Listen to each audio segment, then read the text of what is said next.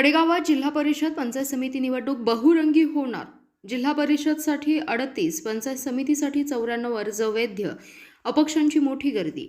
कडेगाव तालुक्यात होणाऱ्या जिल्हा परिषद आणि पंचायत समिती निवडणुकीसाठी दाखल झालेल्या उमेदवारी अर्जांची छाननी गुरुवारी दिनांक 22 रोजी पार पडली।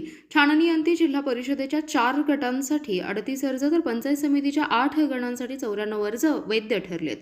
तालुक्यातील जिल्हा परिषदेच्या 4 गटांसाठी 37 इच्छुक उमेदवारांकडून एकूण 39 अर्ज दाखल झाले होते, तर पंचायत समितीच्या 8 गणांसाठी 89 उमेदवारांकडून तब्बल 95 अर्ज प्राप्त झाले होते। यामधून देवराष्ट्र जिल्हा परिषद गटातील 1 आणि नेवरी पंचायत समिती गणातील 1 असे 2 अर्ज अवैध ठरवण्यात आलेत।